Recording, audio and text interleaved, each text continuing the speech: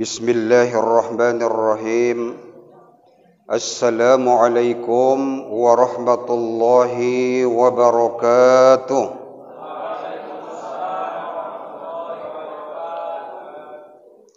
Alhamdulillahi rabbil alamin.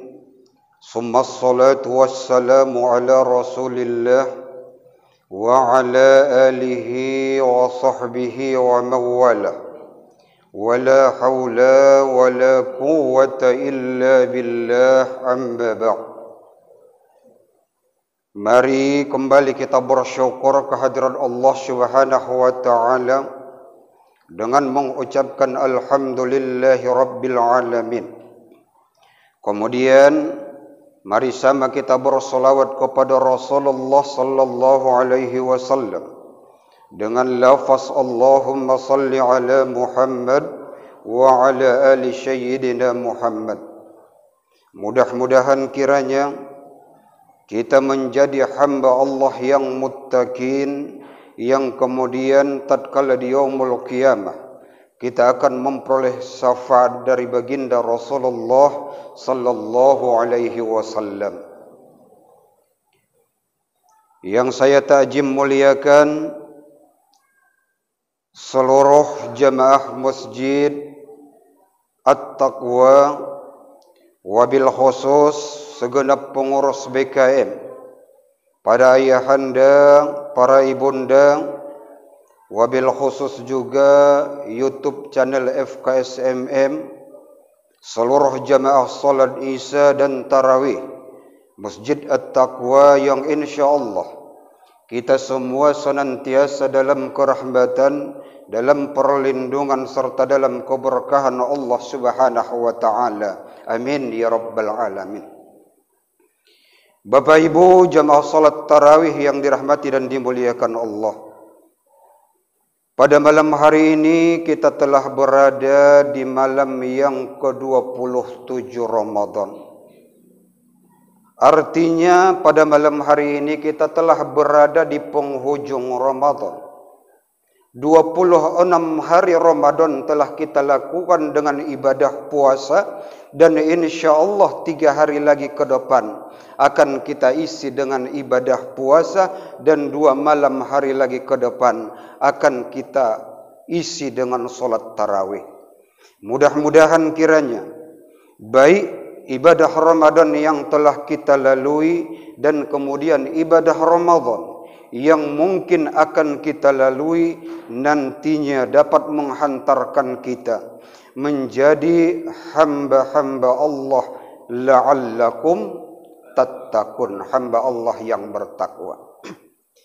Bapak Ibu jamaah yang dirahmati Allah Subhanahu wa taala, ketika di penghujung Ramadan seperti ini kita melihat di Masjidil Haram jamaah berlomba-lomba dan berbondong-bondong hadir ke Masjidil Haram untuk melaksanakan solat tarawih.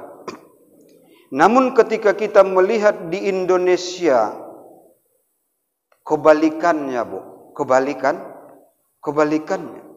Di penghujung Ramadan makin berlomba-lomba meninggalkan masjid.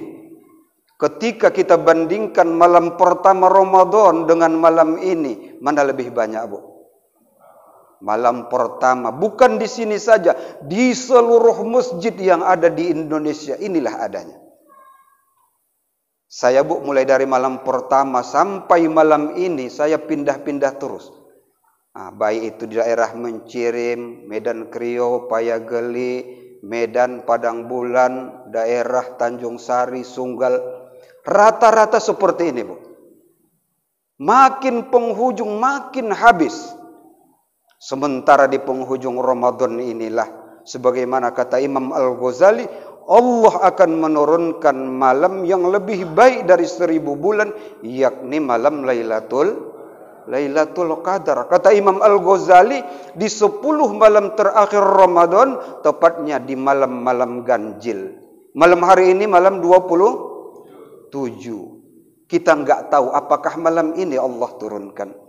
Namun harapan kita, kapanpun Allah turunkan malam Lailatul Qadar itu, kita yang hadir pada malam hari ini adalah orang-orang yang mendapatkan kemuliaan malam Lailatul Qadar. Bapak Ibu jamaah yang dirahmati dan dimuliakan Allah, Ramadan sebentar lagi akan berlalu meninggalkan kita. Ada 3 macam ibadah, ada 3 macam amalan, yang amalan ini hanya khusus bisa dilaksanakan, bisa dikerjakan hanya pada bulan Ramadan. Yang ketika kita ingin mengamalkan amalan ini, mengerjakan ibadah ini di luar Ramadan, maka tidak bisa. Jadi ada 3 amalan khusus di bulan Ramadan yang hanya bisa dilakukan di bulan Ramadan. Yang pertama, kewajiban puasa sebulan penuh. Tidak ada kewajiban puasa di luar daripada bulan Ramadan yang diwajibkan. Hanya bulan Ramadan. Kecuali puasa ganti, itu lain cerita. Nah, jadi puasa Ramadan ini, puasa wajib ini hanya ada pada bulan Ramadan. Maka untuk itu Ramadan tinggal 3 hari lagi ke depan. Mari kita maksimalkan ibadah puasa kita dengan menjaga hal-hal yang bisa membatalkan dan juga mengurangi nilai-nilai pahala yang kita lakukan. Jadi puasa kita ini Bu tinggal 3 hari ke depan. Mari kita maksimalkan menjaga puasa kita agar benar-benar puasa ini dapat menghantarkan kita menjadi hamba Allah. La'allakum tattaqun, kata Allah. Hamba Allah yang bertakwa. Kalau untuk menjaga hal yang bisa membatalkan puasa, semua kita mampu, semua kita bisa. Tapi kita yang tidak bisa kadangkala menjaga hal-hal yang bisa mengurangi pahala puasa. Bayangkan Bu, bayangkan Pak. Kalau 1 hari saja kita tidak melihat handphone, bagaimana kira-kira? 1 hari aja. Nah, ketika kita melihat handphone, buka YouTube, buka Facebook, maka berguguranlah dosa-dosa, berguguranlah pahala-pahala puasa kita.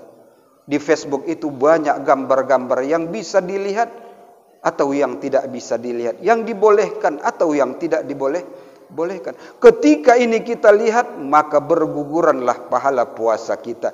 Maka Rasul katakan, kam min shaimin laisa lahu min syamihi illa ju' wal 'ats. Maka mata adalah hal yang bisa menggugurkan pahala puasa. Mulut dengan ucapan yang keluar, maka ini juga bisa menggugurkan pahala puasa kita. Ini yang sulit kita jaga. Maka untuk itu, mari kita maksimalkan puasa kita yang hanya tinggal mungkin 3 hari lagi ini. Benar-benar kita jaga dari hal yang membatalkan puasa dan dari hal-hal yang bisa mengurangi, menghabiskan pahala puasa yang kita lakukan. Ini yang pertama. Kemudian yang kedua, ibadah yang khusus hanya ada pada bulan Ramadan, yang ketika kita ingin melakukannya di luar bulan Ramadan tidak bisa. Apa itu? Yakni ibadah solat tarawih. Solat tarawih sebentar lagi, mungkin 2 malam lagi. Kalau puasa 29, 2 malam lagi tarawih. Habis Ramadan, masuk Syawal. Ketika kita ingin solat tarawih, enggak ada lagi tuh Pak. Habis waktunya. Jadi tidak ada solat tarawih di luar bulan Ramadan. Kalau kepingin, tunggu 1 tahun lagi. Itu pun kalau umur kita sampai. Maka bersyukurlah kita yang dari malam pertama sampai pada malam hari ini kita istiqomah untuk menghidupkan malam-malam Ramadan ini dengan solat qiyamul lail. Mudah-mudahan ibadah Ramadan yang kita lakukan termasuk solat tarawih ini adalah ibadah nantinya yang mampu menghantarkan kita, meluruskan jalan kita ke depan untuk memperoleh ridho keampunan Allah Subhanahu wa taala. Bapak Ibu jamaah yang dirahmati dan dimuliakan Allah, maka malam Ramadan tinggal 2 malam lagi kemungkinan. Mari kita niatkan, kita mohon bimbingan petunjuk hidayah dari Allah agar kiranya Allah berikan keistiqomahan kepada kita sehingga kita mampu menjalani malam-malam Ramadan ini dengan tidak meninggalkan solat tarawih satu malam pun. Mudah-mudahan Bu ya, 2 malam lagi, khusus bapak-bapak, kalau ibu-ibu enggak bisa dijamin.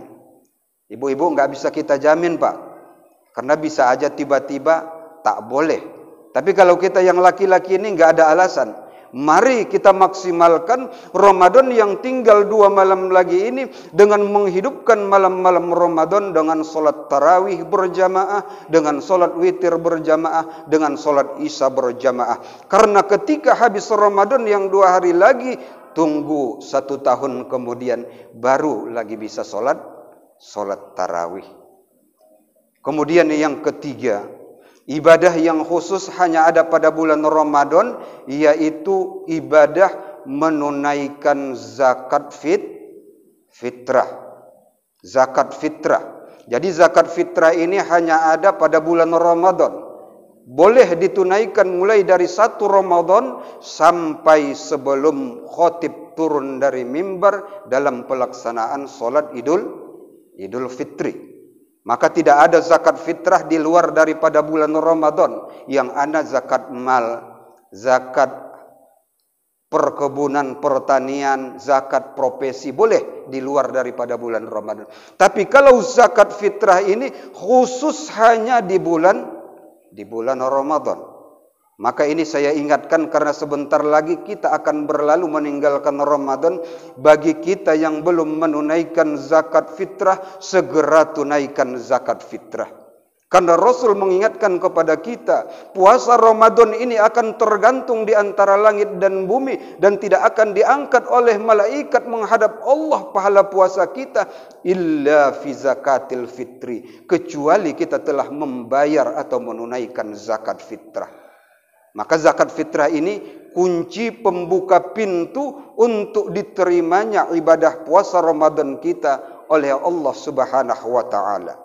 Maka ketika kita orang yang mampu untuk menunaikan zakat fitrah, tunaikan segera, jangan sampai kita menunggu waktu afdolnya di malam takbir, karena boleh jadi karena kesibukan kita, karena kegiatan kita, akhirnya kita terlupakan menunaikan zakat fitrah. Begitu selesai solat Idul Fitri baru teringat kita. Maka ingat kata Rasul, tergantung di antara langit dan bumi ibadah puasa Ramadan kita tidak akan diangkat oleh malaikat menghadap Allah. Maka untuk itu, bagi kita yang mampu, tunaikan segera, jangan tunggu esok, nanti. Lebih cepat lebih baik, karena lebih bisa bermanfaat kepada orang yang mustahak. Bayangkan kalau pada malam takbir jam 3 malam baru diserahkan kepada orang yang mustahak. Sementara dari tiang anaknya sudah merengek-rengek minta dibelikan baju, celana, karena kawan-kawannya si pelah rumah sudah beli baju. Karena ibu-ibu lama memberikan zakat fitrah, akhirnya panitia lama menyerahkan. Jam 3 di malam takbir baru diserahkan. Dapatlah uang dari ibu-ibu oleh orang yang mustahak. Tapi ini uang tidak bisa dibelikan untuk dipakai solat Idul Fitri, karena toko-toko sudah pada tutup. Jadi kurang bermanfaat, Bu.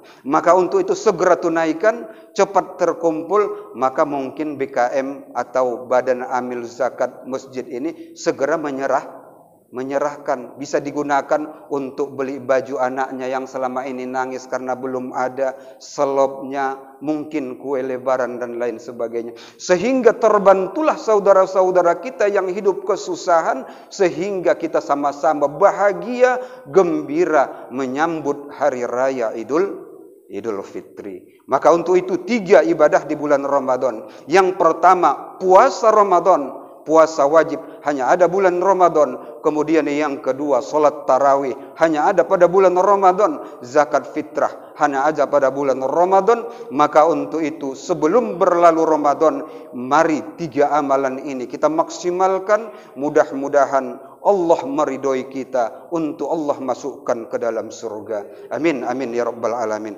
Mungkin sekedar ini yang dapat saya sampaikan. Lebih dan kurang saya mohon maaf kepada Allah Subhanahu wa taala. Saya mohon ampun. Saya bukan mengajari atau menggurui, hanya sekadar watawasau bil haq. Ingat mengingatkan, karena saya yakin kita semua sudah paham, kita semua sudah tahu, tapi mungkin kita lupa karena kita adalah hamba Allah yang dhaif. Maka untuk itu kewajiban kita watawasau bil haq. Lebih dan kurang saya mohon maaf kepada Allah Subhanahu wa taala, saya mohon ampun. Usikum wa nafsi bi taqwallah. Wassalamualaikum warahmatullahi wabarakatuh.